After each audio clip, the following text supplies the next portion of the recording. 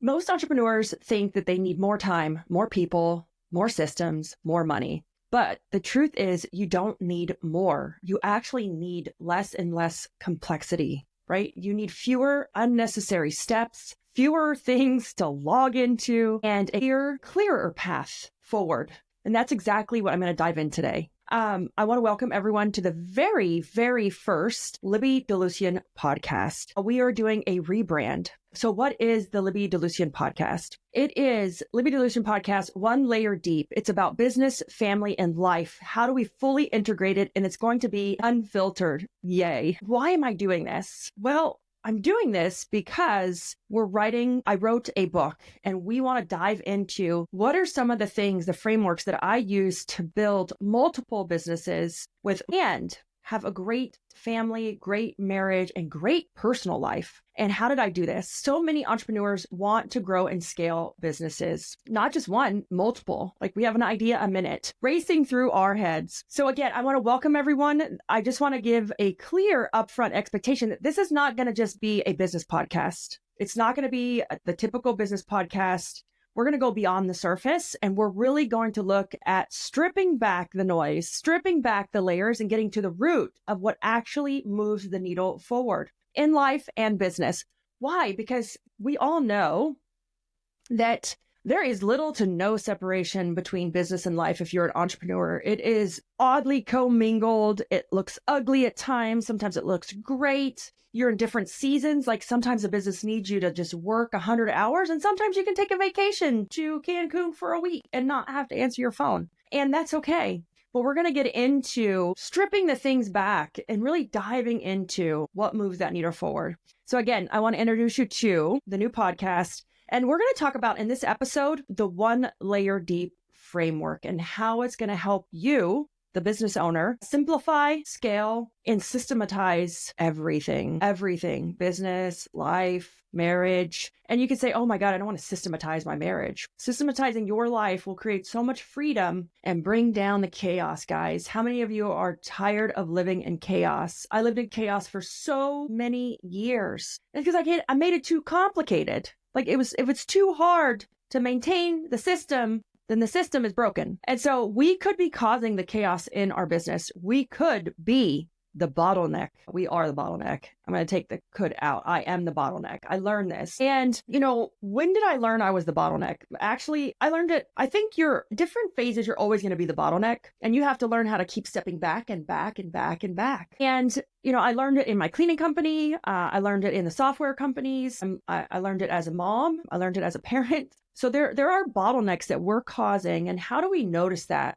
Right? How do we see that? And I want to talk about how letting go can be one of the hardest things that you can do in your business, especially as a woman. And letting go when it comes to family things, I think are harder for women, but how letting go can be one of the hardest things. And so, there's this myth that if I don't do it, it won't get done right?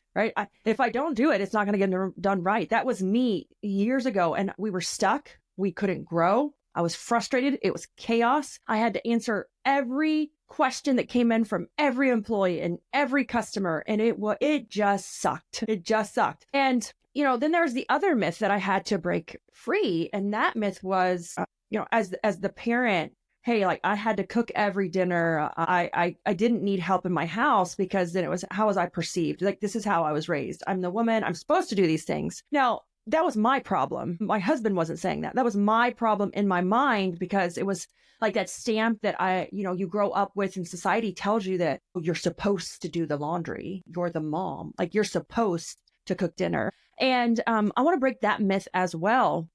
So what is one layer deep? How are we going to use this? How are we going to use this to simplify and execute? So I want to talk about buy back your time. Buy back your time right now is super, super popular. Super loved and great book. But why this framework is so important is because it's the step before buying back your time. It is the step before outsourcing. It's the step before delegating. Now I'm going to get into that and get into why this is so important. I want to take a break real quick just to let you know about a new show we've just added to the network. Up Next at Work, hosted by Gene and Kata Keel of the Devon Group. Fantastic show. If you're looking for something that pushes the norm, pushes the boundaries, has some really spirited conversations, Google Up Next at Work, Gene and Kata Keel from the Devon Group. Important and I'm going to walk through some things with you that are going to help you kind of think about this in a different way. So ours is it is the 1 layer deep loop. And I have 4 questions that you can ask yourself in this 1 layer deep loop to see, am I overcomplicating this? Is it simple enough? Is it the action before the result? Is it making it so simple that it's elementary? So here are the 4 questions in the 1 layer deep loop. And first is we have to clarify the outcome, right? And what's the real goal here, right? We got to ask ourselves, what is the real goal? And sometimes as business owners, we don't even know that. We just know that we need to get it done or we want to get it done, but what's the real goal? The second is audit the process. What's wasting time? Audit the process. Are we doing too many handoffs in it? When you audit the process, I just had a great friend go through Aaron Coleman, go through one of my tools in the book and fired 2 people. After he did, he was like, Libby, oh my God. And I said, I know, Aaron. I was like, it's horrifying. But in reality, like we set them up to fail because we didn't audit the process. We didn't audit certain things. And then reduce to 1 layer deep, right? So in it was, what's the real goal here? What's wasting time? And then what's the simplest and most direct step? Let's say that again. What's the simplest and most direct step to get to the solution? And then this is a big one. This is number 4. And we use this in our kids. If you guys know me, my past, we're going way back past. I come from animal husbandry. I come from training. And this is something we did all the time when it came to working with animals. And it was priming the animals. Like your dog is primed. They know when it's 5 o'clock. And so when we talk about priming for execution, number 4 is priming for execution. Will this sustain itself without extra layers? And so we always talk about priming with kids is very common. I always say, hey, and my husband's great at this. Hey, Yaya, it's 30 minutes to bedtime. Hey, Yaya, it is 5 minutes to bedtime. Instead of just saying, hey, it's bedtime. And she's like, what? I didn't know. I'm not ready. And so priming, right? You need to prime for execution. Will this sustain itself without extra layers? So we want to get to the core of simplicity. Now, when we make things, I'm like, can Yaya follow this? And she's 6. I'm like, could she understand it? And could she follow it? And I'm not trying to undermine anybody, but to scale, we have to make things simple for efficiency. And so I want to really talk about actionable takeaways here that you can put into place, that you can go and do right now, like steps for you to go and implement. So what are those? And these are great things to take away and think about when you go and do. So before you try to buy back your time, you have to ask yourself, what's the one thing I can simplify today? One thing. Why would you ask yourself this? Well, because before you can buy back your time, you need to make sure you're not buying back inefficiencies, right? Before you can optimize a system, you need to make sure you've simplified it. Before you can delegate, you need to make sure you've clarified on what should be delegated. Not everything should be delegated, guys, but what is the thing that I can delegate right now that would save me the most? Looking for the inside scoop on payroll?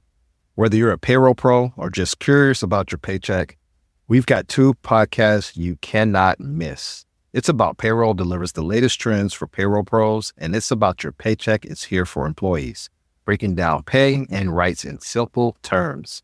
2 great shows, 2 great hosts, and endless insights to keep you informed and empowered.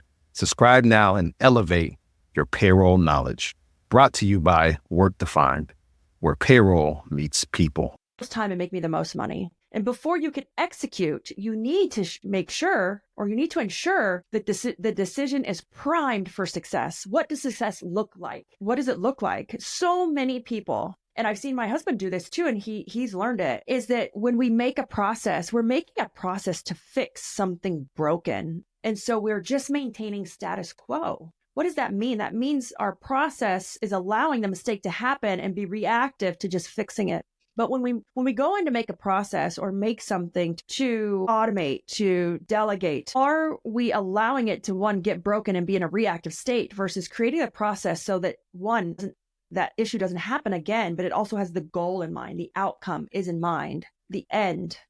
And so now for the process is, one, preventing it from happening again, but also has the end goal in mind. If you're just making them to fix issues, then the issues will still continue and the process is just addressing it when the issue happens. It's a little in our head. But an example I want to give to you guys is how, like, micro playbooks. So this is something that we're talking about in the book. The book, when I first started writing it, it was going to be a playbook book, micro playbooks. When I first started this, so I've always been organized. My home service company is called Organize It. It started as an organizing company. Now we do organizing and cleaning. But I've always been very systems based, very process based. And so we started with processes, and we started with giant processes. And then I was like, well, this is stupid. Nobody's reading it. And I made them for me. But I don't operate like my office or like our cleaning technicians or our organizers. And so they were worthless. They were too long. They weren't made for the consumer, which is the person consuming them. And so they didn't help me. And then the evolution came of like the TikTok mindset. And then so I started to reinvent the way the playbooks were made. And we came up with micro playbooks. And so now we're very micro playbook heavy in all of our companies. And this is the one layer deep mindset around micro playbooks, right? One layer deep is a decision-making framework that micro playbooks fit inside of. And they really helped me. This micro playbook, the way we moved our playbooks from regular SOPs and playbooks to micro playbooks really changed so much for us. One, couldn't buy back my time yet because I'd buy back inefficiencies. And that $7 hour remote person, 3 times as slow as someone who is efficient, is now costing me $21 an hour versus if I was to hire a $21 an hour level person. So it's not always the best thing to go hire cheap, right? Unless I have the process so nailed in and the vision and the outcome, you're just buying back your inefficiencies. So the micro playbook helped me stop answering so many of the day-to-day questions. The same question I answer 100 times a day. I just did a coaching call with someone. She goes, Libby, I'm so tired of answering the same question over and over and over. And I think where the overwhelm comes in is like, oh my God, I have to answer these questions still and create the solution. And I don't have enough energy to do both. And that's a really hard spot to be in. That's like one of those valleys of despair. I still have to maintain it, but man, I have to go and do some major deep work. And I think where some of this stuff becomes unfair is we see people on social media and we are comparing ourselves to like the Layla and Alex Hermosis, which I love their content. Like, I'm not going to lie. But man, if you're a mom or dad, it's really hard. You are self-sabotaging when you're comparing yourself to them because they don't have kids, man. It changes everything when you have responsibilities, different responsibilities in the business that maybe they don't have, or in your family that they don't have. And that's okay. Everyone's different, but stop comparing yourself to like people that are just built different. Because you're self-sabotaging and then you're all in your head and you're all in yourself. You're like, oh my God, I'm never going to do this. You are. It's just going to be different, right? It's just going to be different. I read something the other day, how Alex Hormozi gets things done. He's like double headphones, noise canceling, earplugs. I'm like, I can't do that. I cannot do that. I have children and I'm scared that if something happens to them, I wouldn't be there. And I've lived that. I have lived through that fear because one of our children had, an emergency happen and I missed the call. I was on a meeting and I didn't answer it. And those are the things that we have to stop comparing ourselves to when it's like, how do we fix this? How do we dive in? There are solutions, but you need to make sure you're listening to the people that have been where you're at and they've experienced it from your perspective, moms, kids, parents, dads, right? But that also you're not holding yourself to this unrealistic view because your life is different. It's just different. So micro playbooks really, really helped me. Why? Because they were small, bite-sized pieces I could make on the fly. I have a whole framework for micro playbooks I could make on the fly while kind of almost in real time. We have a character limit for the micro playbooks so that they're short, digestible pieces. And if they're a video, it is a watch time limit. But this helped me stop answering the same questions over and over and over. I had to make it into bite-sized digestible pieces to one, get my staff to use it, but two, for it not to feel so overwhelming for me.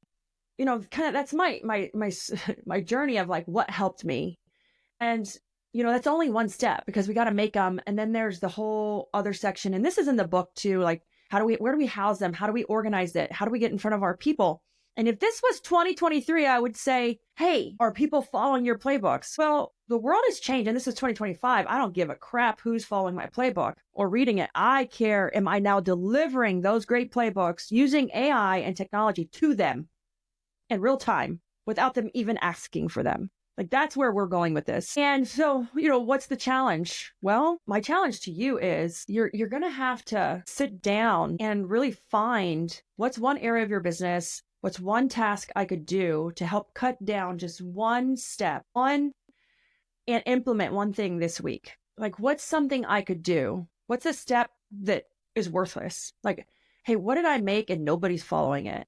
Let's audit that. I just told Chris, like, we do this every 6 months, by the way, guys, in a company, because a company is like a person. It evolves and it grows. And if you're leaving old stuff in there, in those drives, in those playbooks, hiring sucks, right? Sorting through bad applications, ghosted interviews, and wasted time. It's all exhausting. That's why we built WootRecruit, the hiring system designed to attract and convert the right people for your business fast. What are some of the benefits? Well, you get more qualified applicants without lifting a single finger. Increase your show rate, eliminate the worry of ghosting. Track every single step of our process with real-time data. If you're tired of hiring headache, go to wootrecruit.com and let us start filling your open roles today. In your website, in your knowledge bases, in your training, your employees are all kind of confused. They're all so we do a few things every 6 months in the companies. We do time audits, day in the life of, and then we do an audit. Okay, then a review of, okay, what software do no one mentioned that they're using? All right, well, we don't need that. Like, let's re-examine why we're using this. What processes are no longer being used, right? And or followed. Two different things, right? Used is, we don't do that anymore. So one thing I've noticed, my perspective is very different than a lot of business owners. I own a home service company, which is a service-based company. It's a very linear in growth, right? If I want to make more money, I need more people and more customers. And then I have a software perspective. I own two softwares. It's different. It's not as linear. It's more exponential in growth. But one thing I've noticed is that they need to be audited about the same amount, whether you're software or a home service company. And that's because our softwares that we use in our home service company change and do updates. And a lot of our processes or micro playbooks are built around that. Are they up to date? Are they accurate? Who's using them? Who's not? And then I found that in our software, they have to be almost updated probably a little bit more, and they have to be even more simple. And that's not even a real word, simpler, because technology and software changes so fast. I mean, so fast, it's crazy. But we've gotten to in the software where we stop having such details in our playbooks and more higher level view. And that's really helped us. But my challenge is to you is you need to audit. You need to pick some things and audit. Like I told you, my friend Aaron, he audited he had three remote people. He audited them. He had them all do a time audit. And then I was going to give him the next step. I was like, okay, after you do that, then there's the next step. He did that. And he was like, I'm mortified. I'm horrified. And I said, I know it's hard to see. I said, here's the next step. Here's what I want to do next. He goes, no, I don't want to do the next step. Let's just stop right here. And he's like, I need to get rid of two of them. My processes are broken. It's not they're broken. My process, he goes, I need to work on the processes first. Then we'll go to the next step. And I said, that's great. Because you don't want to keep going if you know that something's already broken. So again, find a task in your business or find an area in the business that you could either cut down to just one step. What's a task? What is so simple that you do it every day and you don't even realize it? So what's one task that you could cut down to one layer? I'll give you an example of mine. In my calendar, I review our business numbers very frequently, almost daily. And so how did I do that? Well, one, put it in your calendar, put it on recurring. That didn't work for me though, because I did all those things. So the next thing I did to take it to one, like cut one step out, was I hyperlinked all of the resources in that calendar event. So now when I go to check on the companies, I just click in my calendar and I was like, oh, there's the Organize It numbers, here's Woot Recruit numbers, and here's Sell Convert Clean numbers. So I can audit those numbers with one click. I don't have to go anywhere. I don't have to look for anything else. I don't even need passwords because they're already saved in my Chrome profile.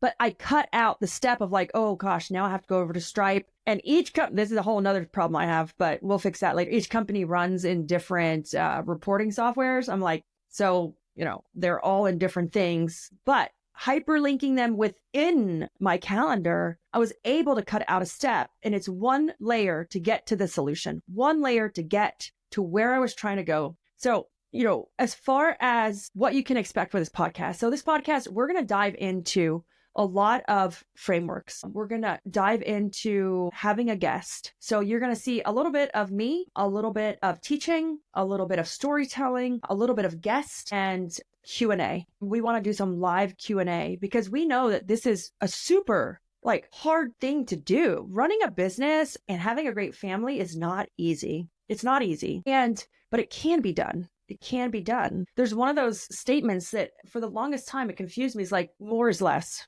Like, if you want more, do less.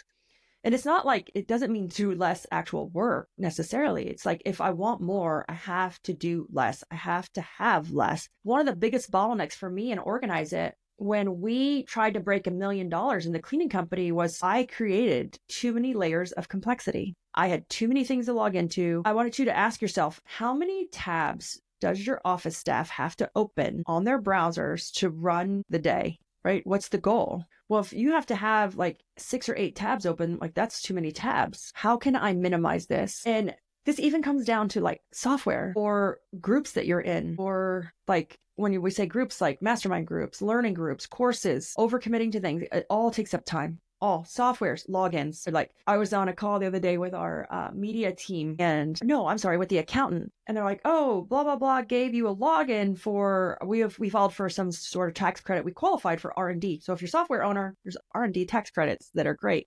And they're like, oh, they gave you a login. I said, oh, no, I refused it. I said, no, I don't. I'm not taking it. I won't do this if you're making me have another software and another login. Not doing it. And she goes, oh, I know. I feel you. And this was an employee. She says, oh my God, I feel you. She's like, I have so many logins. I can't keep up with the logins and the passwords. And then I have to reset them.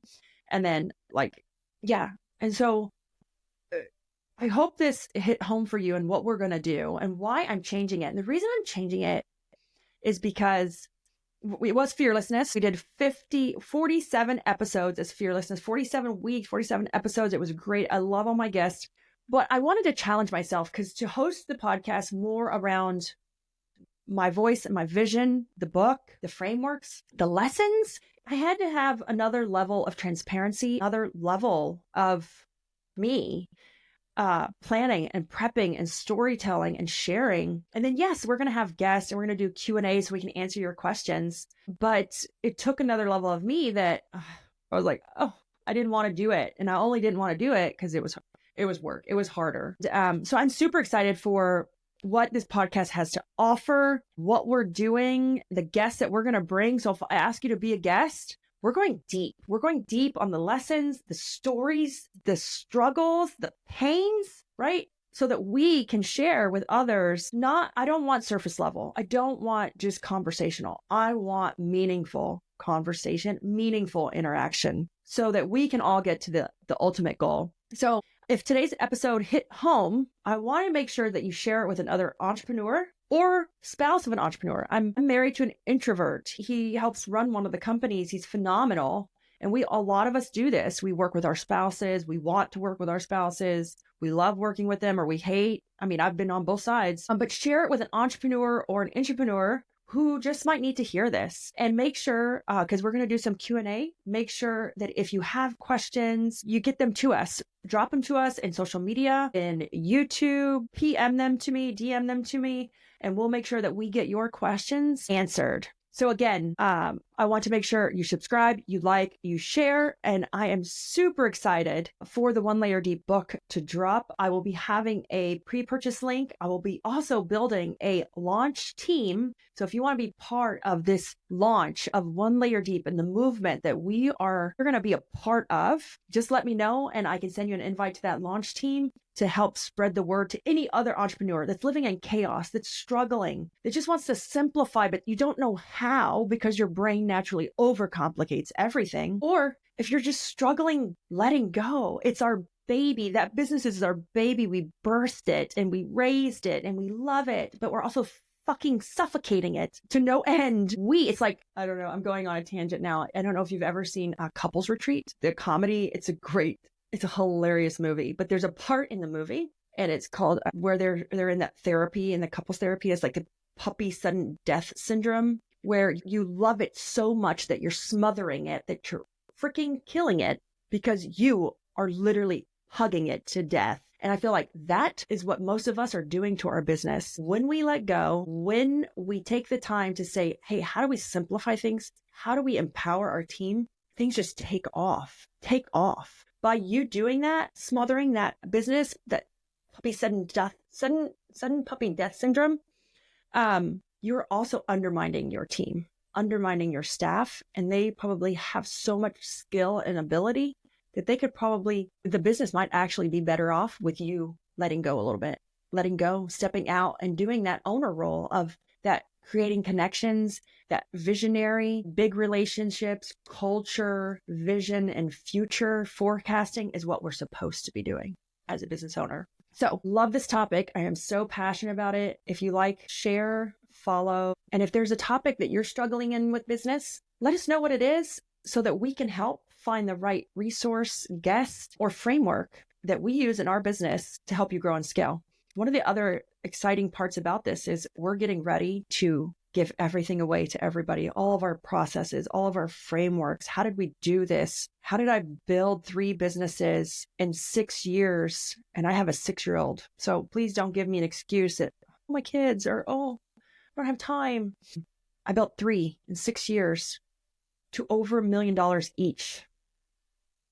In that time frame, I built my cleaning company from 0 to $1 million in 3 years. I built Woot Recruit to 0 to $1 million, I think, in a year. And then Sell Convert Clean is new, so we're not at $1 million yet. That one just launched a few months ago, but our goal is to get there very, very fast. Not to mention the coaching we do, and we have also a One Layer Deep program. It's a One Layer Deep lifestyle program that we have as well. So again, lots to share, lots of experience, storytelling. I'm so excited. And I want to thank you guys for listening to the first episode of the rebrand, going from Fearlessness to the Libby DeLucien Podcast, One Layer Deep, family, business, family, life, fully integrated and unfiltered.